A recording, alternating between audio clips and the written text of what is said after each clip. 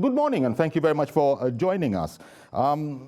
Continuing from yesterday, and it was maybe a happy day for commentators, critics, and analysts that had long been asking for a change of the chiefs, the security chiefs. That has been done, and then later on, the president actually met with the security chiefs, wherein we, according to a Twitter post by the president, they are well aware, all the security chiefs are well aware of the situation they are in, meaning that the expectations of Nigeria, are very, very high regarding their job, and so they've got to make a difference. So let's pursue that today. How everybody will factor into that, the Kabiesis and all the traditional rulers and Amotekun and the police, and what shall be done? Okay, let me just say straight away, my guest this morning, Mr. Adekunle Yusuf. Kunle is deputy editor of the Nation newspaper. Associated. Associate editor. Yes. Associate editor the Nation newspaper. His paper is leading with Nigeria in a state of emergency, according to Buhari. Which indeed is the situation. If the president is saying that we're in a state of emergency, it's been quite a while that the president has been sort of encouraged by commentators alike to declare an emergency in the security sector. Is this it? How you people lead, you guys in the Nation this morning, how you lead with security in Nigeria in a state of emergency? It's not quite the same as saying that he's declaring a state of emergency, is it? Or is it? No, he's not declaring a state of emergency. But from his mouth, he said... Well, from his Twitter post. Well, he said it. Okay. Nigeria is in a state of emergency. And I believe this is an appreciation of the fact that we are in a very bad situation. And if Mr. President, sees it this way, then that's beautiful.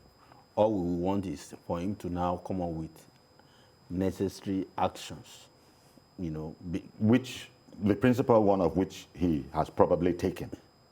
Appointments or retirement or... Now we have new security chiefs. People have been saying we need a fresh approach, yes. which, by the way, I was saying yesterday, I don't know what you think about that, is just about the only thing that the new chiefs, security chiefs, can bring to the job, because I imagine, as I was saying ad nauseum yesterday, that they probably will be working with the tools, the infrastructure that the previous team worked with, but then what will really count is the fresh approach, what they bring to the job.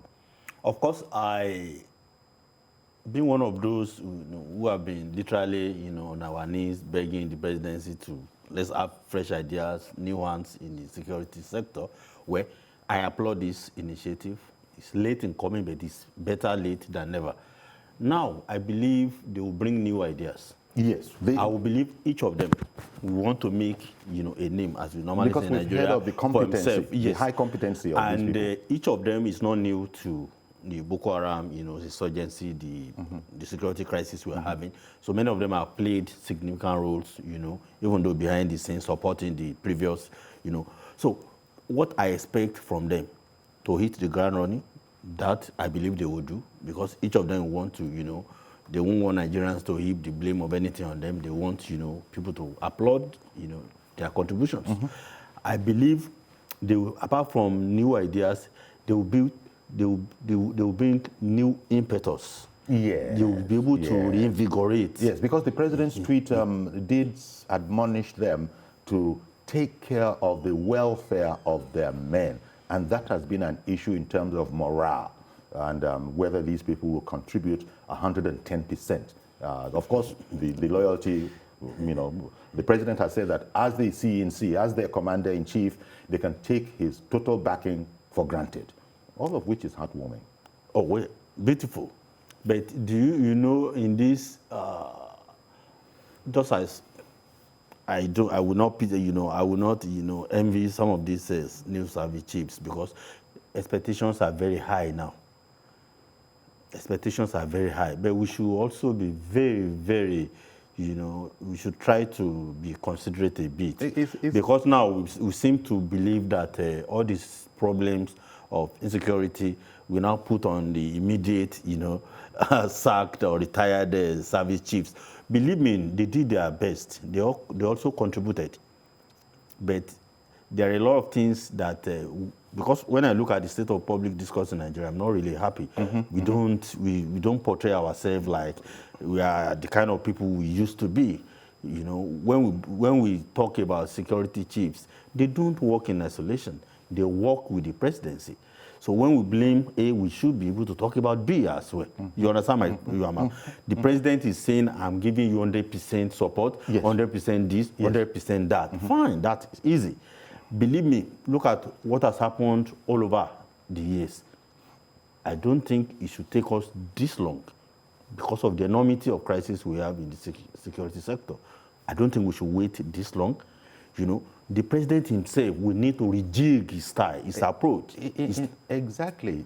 So when we are talking about service chiefs, we should not overpamper the presidency. The presidency will have to rejig its approach.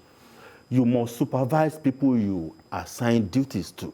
We are not saying the presidency is not supervising anybody, but when things, okay, for example, there was a time the former chief of army staff said, the insurgency we have to maybe with us in the next 20 years. If I were the commander-in-chief, I would sack him the next day.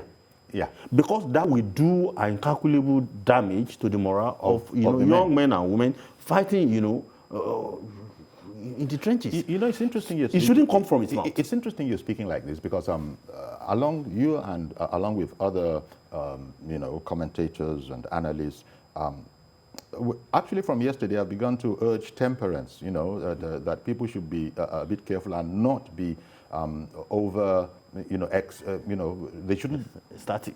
Yes, they shouldn't over expect.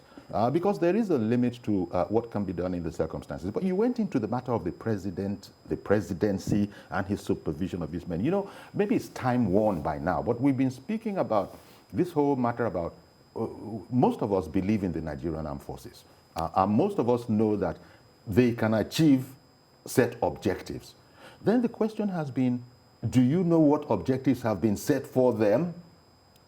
People don't come and publish all these orders, you know, they work. So hidden under that somewhere is perhaps the concern, the worry that maybe they aren't getting direct, unambiguous orders to do this, take this situation out, end this now.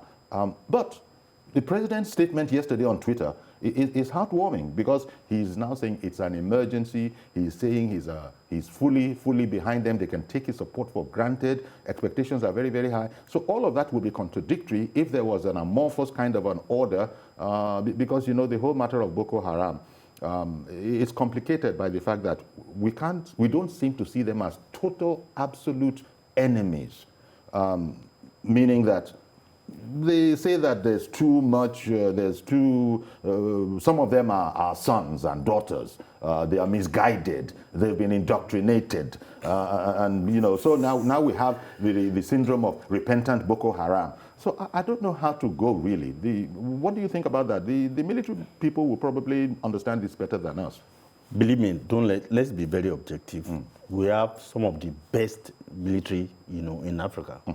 Our guys are extremely patriotic. You know, when they go out, they excel. So it's not a problem of our soldiers. I can say that anywhere, any day. Most Nigerians too. Believe me, I believe in them a lot. But the circumstances under which they work, I believe it's beyond the matter of orders. Okay, when you have a chaotic situation, how do you need, when you want to fight this kind of, you know, problems, you must come with a well-planned approach. That I've never seen. Okay. In the last, I guess what you and I will explain. If every little thing, every little problem, every little crisis, you must call in the soldiers. Believe me, it is not only the soldiers that Army, Air Force, and Navy that we have. We have the police, we have the civil defense, we have all. There are so many things that we should not burden the military with. We overburden the military. And we pamper some security organizations. I hear you. But we are too lenient. Special circumstances. No, we are too lenient. Believe Yesterday me, we had... if we come on with a good approach, part of it will be intelligence, gathering and sharing. I've not seen enough synergy among all of them. Believe me, if there is good intelligence, gathering and sharing, most of the crises will be nipped. Maybe this is speaking to something that... But when you burden the military with every little crisis, we overburden them and we're unfair to them. We have to admit this. There, I'd like to come in. When you say every little crisis, we had Dennis Amakri in here yesterday. As you know, he's a security consultant, well known to you. And he said that, look, the police, the Nigeria police, we have something, maybe max 350 men. And look at our population here. And so sometimes the police is overwhelmed. I'm speaking to when you say we overburden the military with some of these other issues, not out of lying that we like to or that we're pampering them, but it's like we don't have an option if we don't bring in the hard force of the military. That is a problem. If we have not, beefed up the police numbers, beefed up their training, I imagine that we're still going to be calling on the army when there is a need, which we hope there won't be too much of. Okay, I will explain to you. The Nigerian civil defense is a highly trained and professional security organization. And now they can bear arms too. I'm stressing highly trained and efficient paramilitary organization. If you make the best use of them, you will get a lot. Not only the soldiers, but in Nigeria, not only the police. What do you have in Nigeria? Every big man, not necessarily political officers now. Every man who has a deep pocket goes around with many policemen. So when you say you are... So we're wasting resources. So when you see order from Abuja IG that you should withdraw this, that has never... It won't happen. That has never happened. This is what I see every time. I move around and I mingle with people. So you see, when one man enjoys 5 policemen to himself permanently, some to their private businesses. I'm not saying this is illegal, but I'm saying... But it's coming out of the inadequate number of the police that we have, because they are among the 350 odd that we are counting. But when you don't have enough security, those who can, maneuver their way in the system, that's what happens. So what you're saying is that these things need to be fixed. We need to look at the whole security apparatus again and then make it a lot more efficient. When you are battling with problems of cultism all over the place, battling with problems of banditry, kidnapping, arms, before Boko Haram, believe me, soldiers shouldn't be the ones to handle all of this. There are so many things other security organizations, can handle efficiently if, one, you motivate them, you equip them, and you fund them, and you now give leadership. All these things come into play. Now, the same thing when you talk about the soldiers. We've seen a lot that has happened over the years. Believe me, there is no... I believe so, that the president himself, we need to lead. When you are giving orders to these people, you should be. We have seen so many crises, so many bad times all over the country. So many times that Nigerians are in total gloom. The president of any country is the comforter in chief. You understand me? Is the assurer in chief. You must go out. We don't see the president. You need to visit places. Sometimes you don't rely on intelligence reports alone. You don't rely on governors coming to Aso Rock to talk. Some of them may not even give you the best information that you require. But sometimes when you go out, you see things for yourself. You understand my point? Are you saying that you expect more of a hands-on approach approach by the president himself. Never yes. mind presidency. Yes. By the president Yes. in terms of this particular, objective of ours and of his on our behalf. This is a government that has handled some things very well, very commendably. But when it comes to intangibles, security, unmitigated disaster, failure. Security can't even be an intangible. Well, you know what I mean? Because everything else rests on security. You know, when you showed me you are building railway, when I asked you for security, you know something you can touch. I'm sorry to put it that way. But let me tell you, the president himself will need to reinvigorate. Okay, what do you make of, look, I'm looking at the Vanguard in front of me this morning, and its lead headline is, "Flush out all criminals in your domain," Buhari tells Akeredolu. Akeredolu is the chief security officer of his state, and it's news now that he met with the president. Now, when the president says, "Hey, Akeredolu or Aketi, flush out all the criminals in your domain." Well, I still believe we are in a democracy. And this is not a military rule. On paper, at least going by our constitution, the governor is the chief security officer. But in practice, there is no governor in Nigeria that is the chief security officer of his state. No one. It does not control who becomes, the commissioner of police or the military formations in the state. He has no input to who heads them.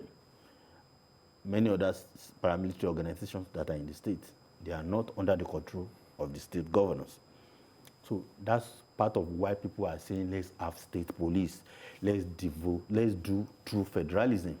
You understand my point? Yes. Let's make sure that each state has a security, organization. Yeah, but this is part of a more holistic conversation. In terms of the service chiefs that have come now, they can't, I don't imagine, whatever fresh ideas they're bringing to the table, they can't go there. That's why I said they will work within the limitations of the circumstances, the environment, the system. And that's why we say we should not be excited that they will come and achieve miracle. No, I'm not expecting miracle from them. But we don't want more of the same, and this is the big challenge. The president must know it. The service chiefs themselves must know it. We don't want more of the same. That's why I said the president himself will be in the front. He will lead. He will be in charge. Not some presidential aides issuing statements, sometimes insulting us, so arrogant. But to be fair about it, to what extent will the president, a civilian president, be in charge and lead from the front? How do you mean? Unless, look, I know. This is a retired, general, Nevertheless, so he has, unless, I remember, for instance, when Obama was going to take out the terrorist in, what's that big terrorist he took out? Pakistan, Osama bin Laden. Thank you very much, Osama bin Laden. Yes. Yeah, we saw Obama as president then being commander-in-chief, but that was a one-off. Unless you're going to say that Boko Haram can be treated as a one-off too, as a one-off assignment that I'm going to deal with. Obama inherited a system put in place by his predecessor, and they continued along. And don't forget, America is a country where things work. Because we saw Obama in whatever it is called, maybe it was the war room, he was watching proceedings on. The situation was unfolding before him. They were getting orders from him. Highest level of technology. He was monitoring everything. You could see it. You understand my point? Do we have such resources? We don't. And we are not even planning to have it. Yes. We are not discussing it. But people, so now that you're talking about that, and we talk about resources, people are saying that luckily, I think it was Dennis Amakri who was making the remark yesterday that luckily for the new service chiefs, some equipment that had been ordered before will be arriving in their tenure. So this is going to be helpful.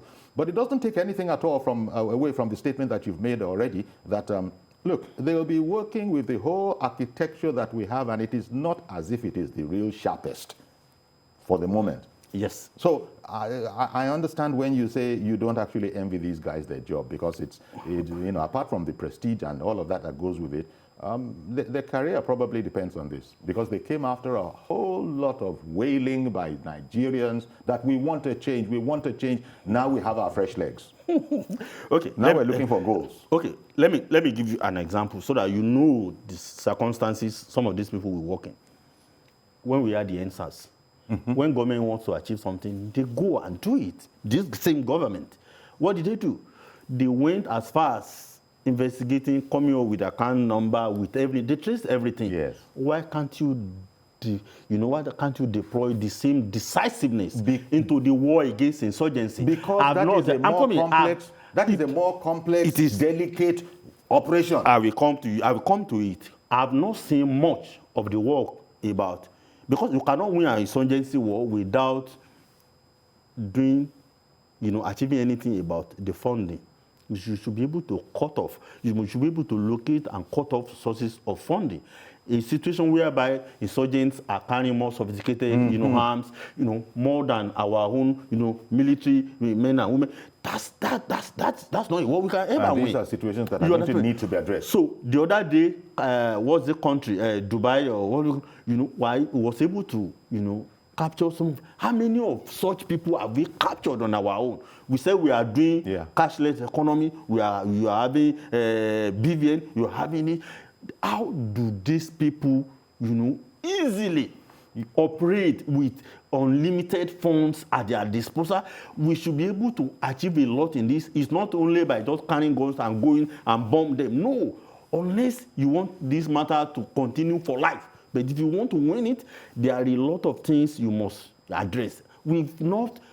If you tell me you are addressing that, I've never seen any results. It goes back to the whole political resolve. I think we refer to it sometimes as the political will to do that which is necessary. The other day, well, very recently, we were embarrassed by, I think it was the Chadian armed forces, because you're talking about the president leading from there. They were led, and remember, they actually took out a cell to, routed them. And the more embarrassing one is that I understand the president, who was actually hands-on and was leading, was saying, don't, something about, you hand these people over to Nigeria, that's your problem, because they will be released. Now, I don't know that he had any reason to be saying that. I'm a Nigerian, I'm a patriot myself. But these are some of the problems that we don't understand. The more you look, the less you see. We have an era where they must know better than us. There are now what you call repentant Boko Haramists, that are being reabsorbed, assimilated, and not everybody can understand this. But I suppose that is part of the complexity of this situation, where we can't, as it were, put blinkers on and go for the enemy. It's about take it easy. It's a more surgical operation than you would want to think. And that's part of the problem. So, when an insurgent is arrested, you should be able to use him to get a lot of intelligence that will help. After doing that, you should be able to prosecute them. How many of them have we sent to jail?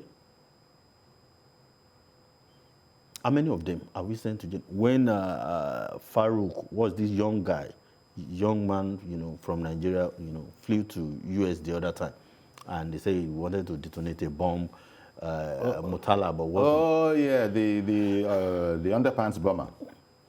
Why hasn't the US let's de-radicalize him, let's him? He's still serving his jail term. I get the point you're making. So the point is, the political leadership in Nigeria, they will have to think, what kind of future do we want for our country? Here are a group of people who have destroyed and killed many families, many communities, and they are still doing it. What I expect, sometimes we don't get. So we are saying the policy about reabsorbing, insurgents, ex-insurgents as they call them, we are saying the policy of de-radicalizing them is not I don't think it's a popular policy, because sometimes it demoralizes the soldiers. How much of our national resources have we spent rebuilding many of the communities that were, totally destroyed. I've been able to, not recent, I've been able to see some of this. If you go to Adamawa, you see total destructions. Houses, schools, hospitals, bridges, everything. How much of reconstruction have we been able to do? We have millions upon millions in IDPs. It is not enough to keep feeding them in the IDPs. The best, if we are making progress, we should be able to be reintegrating them. You see the governor of Borno State. The governor of Borno State, he has been doing a human's job. And he keeps saying that until he's able to resettle people in IDP, move them away from IDP and resettle them in their communities, then he won't declare that he has achieved anything. That's the kind of thing we want to see at the national level. Okay. So that at the end of the day, we will know that we are going places, that eventually we will win this war. But as we are going now, it's like it's going to be something with us for a very long time. Maybe this. Let's hear from. We have Mr. Sheye Oyeleye, Director General of Dawn, Development Agenda for Western Nigeria, and Dawn is very closely linked to Amotekun. We're talking security generally against the backdrop of the appointment of these new service chiefs. Good morning, Mr. Oyeleye, and thank you for making time for us. Morning, Yori. Oh, yeah. Glad to be back here again. Indeed. I wanted you to come in on this. I imagine we're cautiously excited that we have the new chiefs, the new service chiefs. But I wanted to ask that it's going to require the security challenge before us. It's going to, especially in Western Nigeria, of which the commission, as I said, is particular about. Take Amotekun, for instance. What part can people, groups like Amotekun, and all the traditional rulers in the region play? We've seen already, Governor Keredolu, making some statements, taking some actions, putting some admonitions on the ground, some conditions on the ground. Look, the reserve is a reserve. That's what it is. People can't be there if they are not registered. We want criminals out. We're not looking at any one person, any one tribe. It is a criminal. It doesn't matter where it comes from. A criminal is a criminal. What part do you think Amotekun can play in this, if any? Thank you, Yori. As you rightly said, we are cautiously optimistic with the change of guard at the top now of the security forces. As you rightly know, there's been a clamor for quite a while now that we needed fresh ideas. And thankfully, Mr. President has decided to listen, and at his own time, which I'm sure that was what he was waiting for, at the right time, he has decided to change the guard. Now, but as you again said, it's not just about changing personnel at the top. Security, and particularly the challenges we are facing in Nigeria today, needs more than just the token change of men. We need a holistic approach. And part of the holistic approach was the setting up of Amotekun. Don't forget, I said when I was last here that Amotekun is not an alternative army or alternative police. It is set up to work in conjunction with the existing security forces. Now, obviously, it has started mostly in southwest Nigeria in the last 6 months. It has taken off. We've had teething problems, but one cannot deny the fact that it has achieved successes in the states that where it's fully taken off. And the successes have been achieved in conjunction with the existing security apparatus. Even in areas where you find Amotekun apprehending criminals, they then hand them over to the police. I mean, they don't have prosecutorial powers, as an example. So what I'm trying to highlight here at the moment is Amotekun it has come to stay one, and it will grow. Yes, we're going to have teething problems, but it is probably the long-term solution to the security challenges. You see, we cannot just rely on the Nigerian army, Nigerian police alone. The population has grown beyond that. Security needs to be devolved. And the first step to devolve security is what you are seeing in Western Nigeria. And unfortunately, yes, we had the incidences recently in Ondo and Oyo, but I'm glad you mentioned it, that what happened in Oyo in particular, this is not, I'd like to emphasize that Western region is a cosmopolitan region. It is a region that grew over the last 250 years, trading with externals. And we're not just going to suddenly wake up one day and start saying all foreigners out. That's not what we are saying. What the governors are saying here is that the criminals need to be weeded out. The challenges we have now are criminal activity, and it's not restricted, or it's not a peculiarity of an ethnic group. So when the incident in Oyo State the other day, some tried to jump on it and say, oh, a particular ethnic group has been told to leave. That's not true. And you see, the media, and I need to say this guardedly, the media needs to do a lot more. When His Excellency Governor Rotimi Akeredolu, when he announced that herders should leave the forests, the forest reserves, the next thing a particular newspaper did was to go out there and said, oh, the governor of Ondo has ordered Fulani men out of Ondo State. That wasn't what he said. We all knew what he said. So, but what I'm trying to say is we shouldn't stoke unnecessary fire. The country at the moment, even Mr. President said we're in a state of emergency. He said it yesterday when he was meeting the new security people. So we shouldn't stoke unnecessary fire. The media needs to play a responsible role. We don't have any other country to go to. We shouldn't set this place on fire. I mean, some that are clamoring we want to war, maybe they should go to other countries and see what war has done. So we need the cooperation of everybody. So the Western Nigeria Security Network, the media, the police, even our baales and our chiefs. And thankfully, our governors here stepped in early to nip whatever might have become an uncontrollable crisis in the bud. Sheye, what do you make of the president's, the president saying that Governor Akeredolu needs to flush out all criminals in his state? The president told Governor Akeredolu that. Well, he's the chief security officer, maybe. Well, what do you think of that? You see, maybe we're gradually getting to the realization that security cannot just be the purview of the federal government alone. Governor Akeredolu is the chief security officer in Ondo State. And everything within the ambits of the law, he is allowed to engage to flush out criminals. Look, you need to put it in perspective.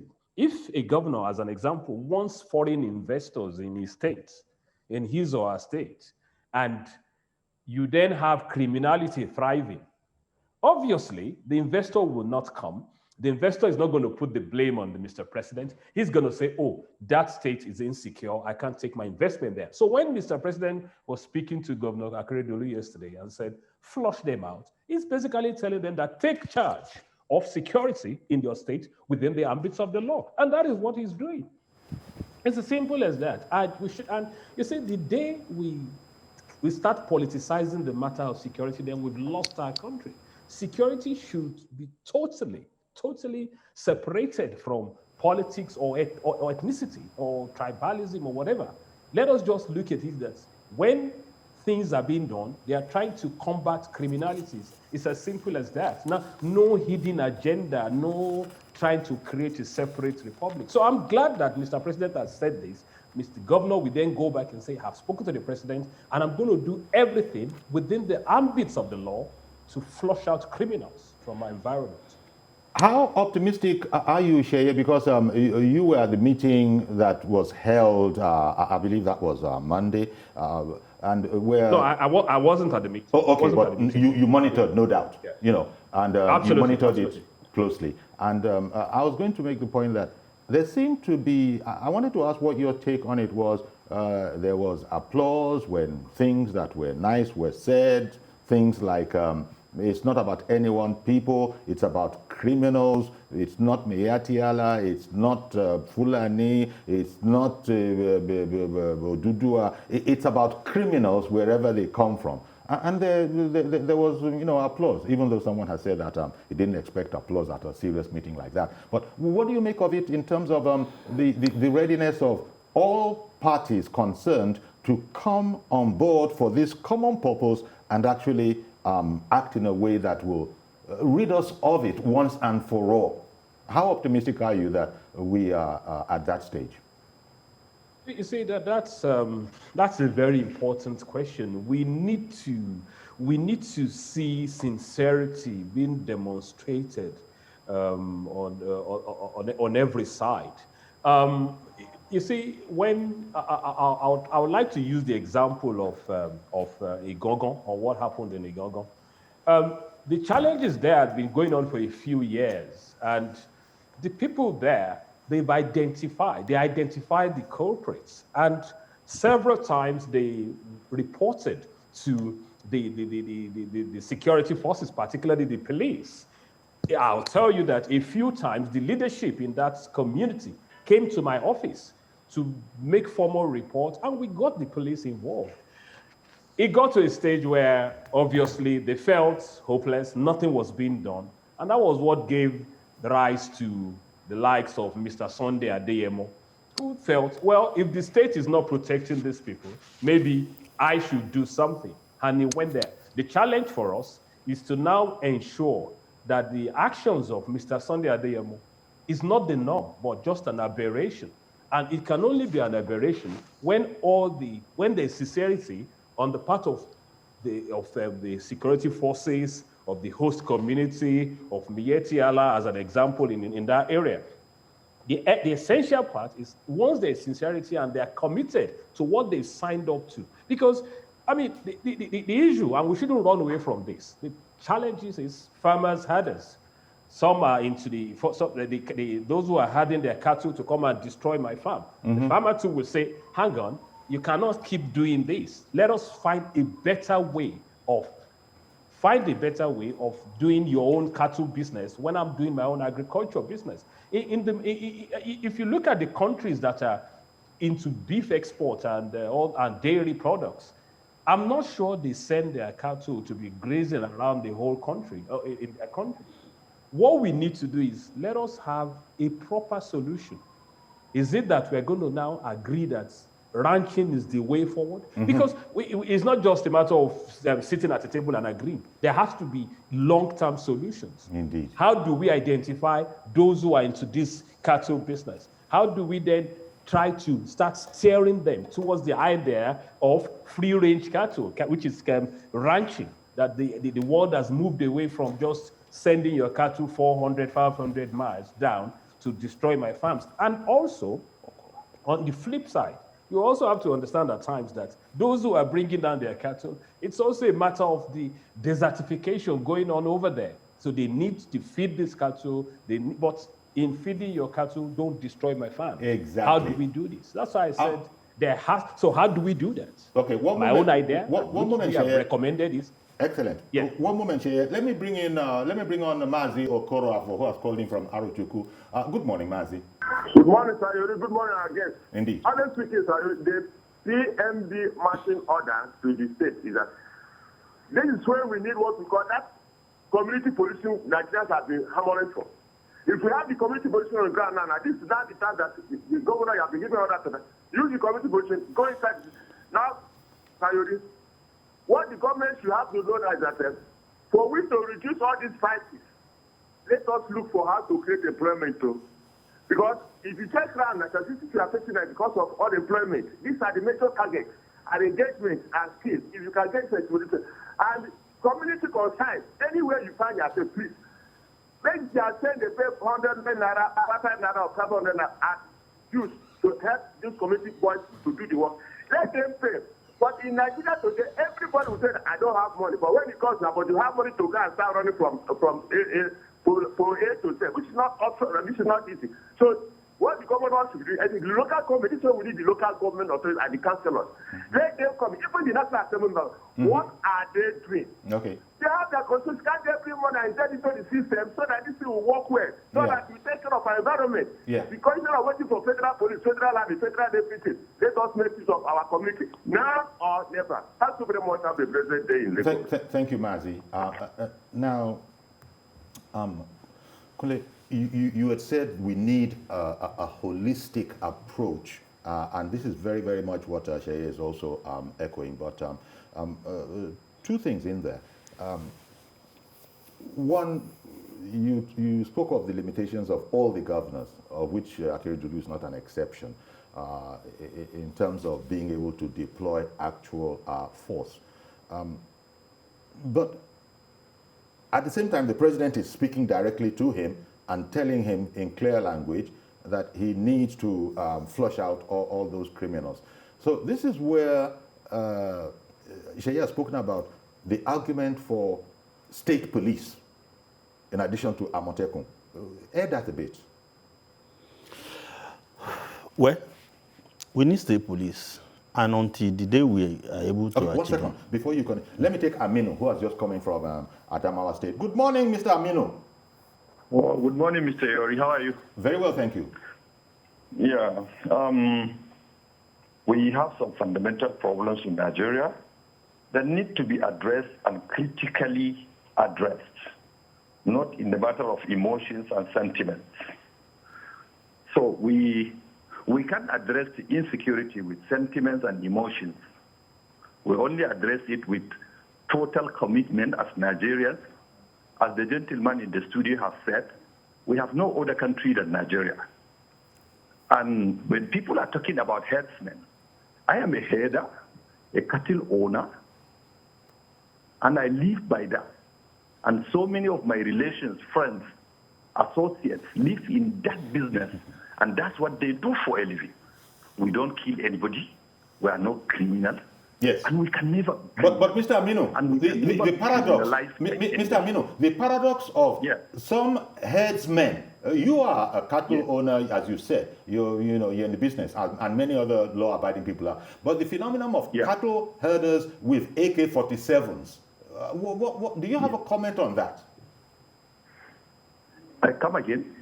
Cattle herders reportedly bearing AK-47 assault rifles. These are not cattle owners, are not herders, they are criminals. Aha. Aha. They are criminals. Anybody with AK-47 is a criminal. The law does not allow him to own AK-47. They should be isolated as criminals. First and foremost, every business in Nigeria, except the cattle business, every business. Okay, and it is your understanding, sorry for interrupting you, it is your understanding that concerned parties will identify with the statement you've just made that rifle-bearing herdsmen are actually not part of Miyetti Allah, for instance, and Miyetti Allah, for instance, will be totally and forcefully against such herders. Is that what you're saying? Just hold on. I am not a member of Miyetti Allah. Wait, I am not a member. I am not a member of Miyetti Allah. Magban, how about, so the Magban, you're not, okay. It's just a choice to belong to Miyetti Allah. It's a choice. It's an organization. It's a choice. I am a cattle owner, a breeder, and not a member. I see. Thank you for that clarification. So, just hold on. Every business in Nigeria, every business, from the motor park to airport to roads to whatever, to crop farming is being subsidized in Nigeria. Tell me one subsidy that any government in local government, in the states, in the federal government that are subsidized for a header. Build the ranches, rent them to us. We will manage them. We pay the royalties. We pay the taxes. We are businessmen. We are not criminals. Okay. Mr. Aminu, thank you very much for calling in and giving us this perspective. Time doesn't permit us because I know you could expatiate on that. But thank you for what you said. My time is fast running out. And so let me go back to Sheye, the DG Don, who is with us in the last minute or so that we have. Sheye, so you said that if indeed we come all hands on deck with sincerity of purpose to the task at hand, it can be done. But again, you seem to have indicated that in the current state of affairs, you are only cautiously optimistic about that situation. Yeah, the reason I said so is because what I have seen in the last few years is that even the Makaban, they need to take total control of the herders. They can't say hands on earth that they are in total control of those who are right there in the forest. And we just heard that not all cattle owners are members. We've just heard that. That is an organization, exactly. And it doesn't follow that I'm a member. You mentioned that some of them carry AK-47. They go into these communities and they kill the locals. We have evidence that locals are being killed. And that is what is giving rise to such suspicion, mutual suspicion. So the agreements or whatever, the agreement that was signed in Akure, if there is sincerity of purpose, and for those who are not under Mietiala, we would then treat them as criminals. Because what the Ondo governor said is, come out, let's register you. If you are a genuine cattle farmer, let's register you. If you don't want to be registered, then we'll treat you as a criminal. It's a simple okay. And hopefully one day we'll get to the idea where everyone will have a proper identity. Hopefully this NIN thing is the start. Once we have identity, we'll then know. So all these ideas that I just wanted to clear Senegal. Sheye, I'm sorry to interrupt you. I just wanted to clear the point. You mean that people that refuse to be registered in Ondo State, for instance, those are the people that we can treat such as you have described. But Aminu that called in and said that, look, I'm a cattle herder, I'm a rearer, I'm a breeder, I'm not a member of MACBAN. It's a matter of choice. I don't have to be. Those are not the people you're talking about, that any such person who declines membership, therefore we can't really control them. You're saying, what are you saying about that class? Well, unfortunately, we are in strange times now in Nigeria. So you really have to come under a body and register. You're only doing this for if you are genuine and you make sure there's no hidden agenda. Please come out, register with the state wherever you are, so that you can be identified. Okay. So that if there's any issue in future, it can easily eliminate you. But you must be registered. I'm sorry. You have to be registered. Okay, Sheye. Thank you very much, Sheye Ogunleye, DG of Development Agenda for Western Nigeria, better known as DAWN. Thank you very much for joining us this morning. And in the closing minutes, I imagine you just have a closing sort of remarks on this task before us, so that it doesn't go the way of all the other roundtables we've had.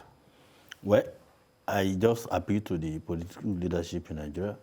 As long as we desire to have development in our country, I'm saying good governance, the governance that will serve the interests of the people. As long as we want a country that is secured, we should be able to do what they call true federalism. We must have state police. We must have all those things that a federal system, does have. Indeed. That's what we pretend to be doing, but we are not doing. Okay, we're going to leave it there. Thank you very much, Adekunle Yusuf, Associate Editor of The Nation newspaper, for joining us. And thanks once again to Mr. Sheye Ogunleye, DG of DAWN, who was also on the program via Zoom. So that's our program today. Please join us tomorrow for a fresh edition. And by the way, keep safe, social distancing, masking all the time, do whatever you can for your immune system. You know how it is, unless you've got 50,400 to just go and find out whether or not you have indeed caught the bug. See you tomorrow, God willing. I'm Yori Folani. Bye-bye for now.